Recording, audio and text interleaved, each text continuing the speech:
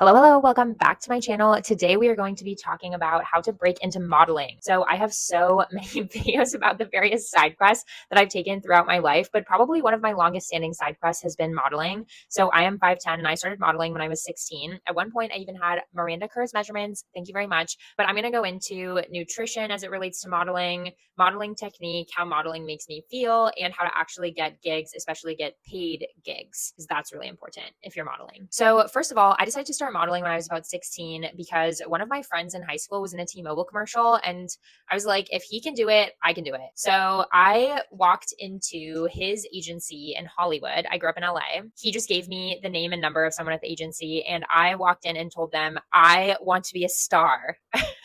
Just kidding. But basically, along those lines, I told them that I wanted to get into modeling, into acting. I wanted to do everything. And they told me that before I signed with them, I had to take 7 paid acting classes. In retrospect, I think this is a business move on their part because I had to pay them for the acting classes. And I think I only actually ended up going to 3 of them because I kind of didn't really understand what I was learning at the acting classes. And I decided I'll just pursue modeling on my own. So basically, I started messaging photographers on Instagram. I would search hashtag LA photographer, hashtag modeling. And if any of my friends were also interested in photography and had a pretty good camera, then I would just message them to shoot. Even if it was free, I would put together the outfit. I would create a vision for what look I was going for and what vibe. Sometimes I would create a little vision board. I would send it to the photographer. We would jam on what we were seeing. I would create outfits. I would do my makeup, have looks. And sometimes the photographers would charge me and sometimes they wouldn't if they were a photographer that had collabed with someone famous. Like I remember I collabed with Jordan Keith, who I think had shot for the Kardashians at one point, and he told me that I would have to pay him to shoot, but I figured that it was worth it if it was building my portfolio.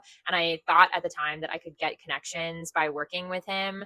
But in retrospect, I don't know if that's necessarily true because I think that networking in the entertainment industry works differently than it does in, for instance, finance or the startup world. Like people aren't just really willing to give you opportunities. You kind of have to earn them. I'm glad that I did those shoots because some really cool photos came out of them, like this black and white photo on my portfolio. I believe he ended up referring me to another photographer that ended up doing this really cool shot with the feather necklace, and she kind of helped style it. She teased my hair. She had someone do glam for me. They were both photographers that I felt like were considered really legit photographers that could help me build my portfolio and create really stunning, different shots that you couldn't just do at home.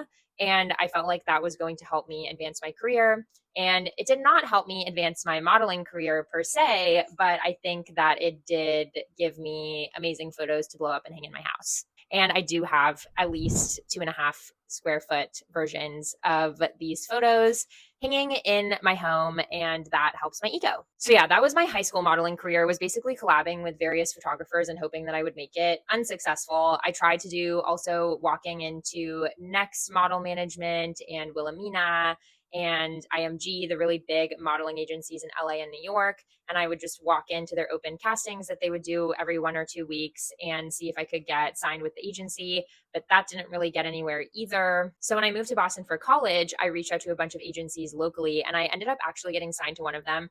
It was called TM Model Management, and they never sent me any paid opportunities, but they did send me some free ones. So I did a catwalk in this fashion show. That was cool. They also put me on to a photographer that wanted to do this really interesting shoot with these cool clothing pieces that they had. So they actually styled the shoot for me. So that's where you see these shots with the cool red shoes and the yellow top. And we went to some cool sites where we could take these photos. And it kind of felt like the first sort of like print type of job that I had done. So I thought that working with TM was a really cool experience. But really, the biggest payday that I got in my modeling career was when I took it upon myself in LA during COVID to be an entrepreneur and a model. So during the week, I was working on Bridge Strategy, which was this consultancy that I founded. And we were managing about 50 consultants about my age, and we were helping about 25 small businesses, and I was managing that. And then on the weekends, my goal was to model because it was COVID, so there wasn't really anything happening. And I did have to be extra COVID safe because I was living with my younger brother who had cerebral palsy and also my grandpa who was, of course, older. So I made sure to only take modeling gigs that only had a few people on set or required COVID testing prior to getting there. And I would pretty much try to isolate myself after these modeling gigs. But I was really determined to live a full life in 2020 because I just love staying busy. So I committed to applying to gigs for at least 10 minutes a day on Backstage 5 days a week.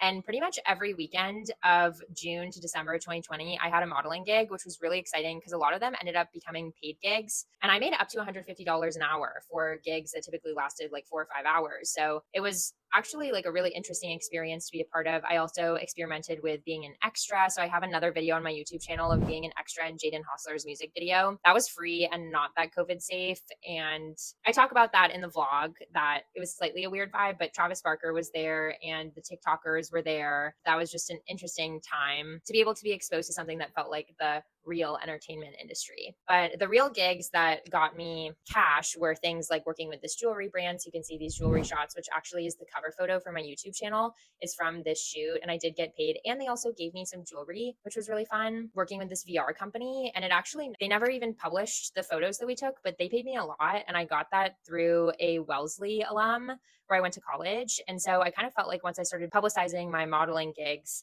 and the fact that I was modeling in general on my Instagram, I started to get more gigs even outside of the backstage world. So that was really exciting too. Yeah, I even did this one shoot with Sony, and I have no idea what it was for, but literally a couple years later, one of my friends messaged me that her boyfriend was looking up how to use a Sony camera, and I was in the video. So I'll show that too. That was really funny. And yeah, I think now if I got back into it, I would try to make relationships with brand owners and people that would be casting for modeling gigs. And also, I would try to build a social media following simultaneously because I think in today's day and age, the people that end up actually getting the most modeling gigs are people that also have a personality behind them. Like even Gigi Hadid, Bella, Kendall, they have like personalities and brands behind who they are today. Kaya Gerber too. They're like Nepo babies and they have like side businesses, etc. So I think that if you want to pursue fashion or anything like that, it really helps to have relationships through your own social media following so that you can bring some value to the brand. Because if you're posting your modeling photos with that brand and you already have a social following, then it's kind of like free influencer marketing for them. Even like Alex Consani is really funny.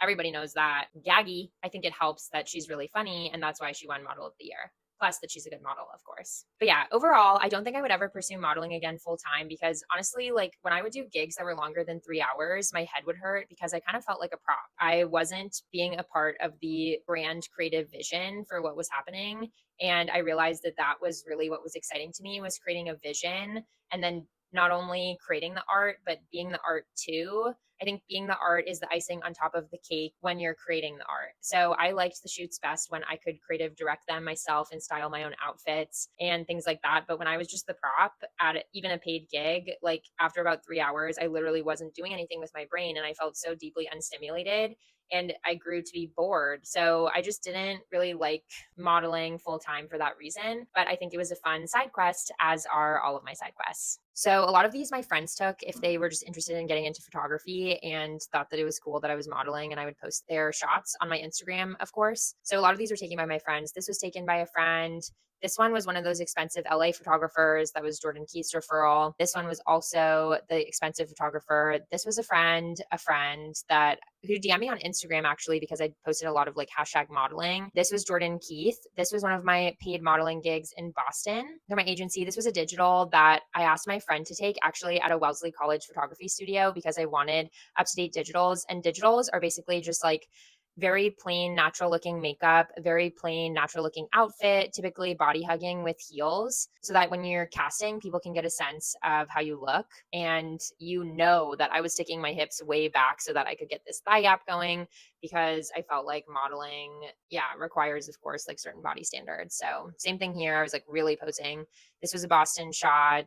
This was the same LA photographer as here. This one was a friend took digital at Wellesley College, paid Boston opportunity, digital at Wellesley College. A friend took this. I actually took this with a tripod and I thought my abs looked good. And this was actually in Pace dorm, if you can believe.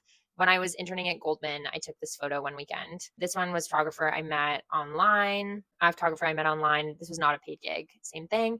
These were all paid jewelry brands, and some of the images aren't loading, but at the end, I included what I did and kind of my different social media platforms. So some other side gigs that I haven't yet talked about is that I used to have a fitness Instagram.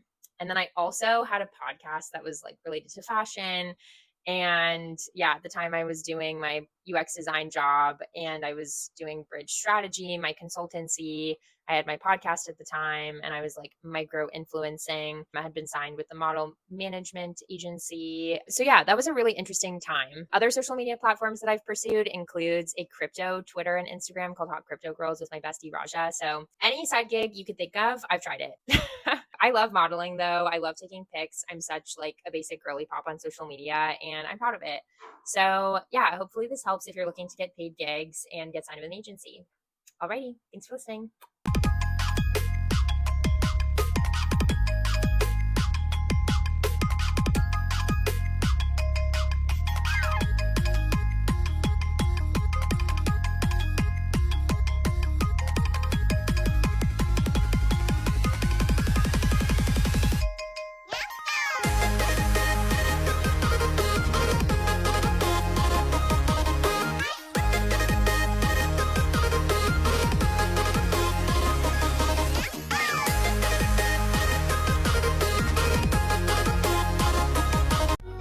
How to model without an agency. Like many kids in LA, I was approached in Target and things like that to model because I'm 5'10" and have a kind of diverse look. So when I was around 16, I started messaging photographers on Instagram to build out my portfolio, and I submitted to all kinds of agencies, including walk-ins. I did sign with one, but ultimately she ghosted me and never let me know about any opportunities. So when I was in Boston for college at Wellesley, I kept doing the same, taking pics with my friends, with photographers, with the self-timer. Everywhere I could, I would take pictures, and I eventually signed with the agency Model Club Inc. But Boston has a very professional-oriented industry, as only New Balance is really present in the modeling industry there, and that's not so much my vibe.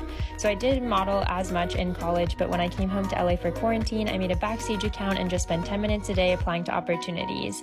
You have to pay $20 to be on it, but I honestly think it's worth it. Soon enough, I started getting booked for my very first paid jobs, and I just continued building out my portfolio and doing paid work without an agency ever since. Always value yourself and your labor.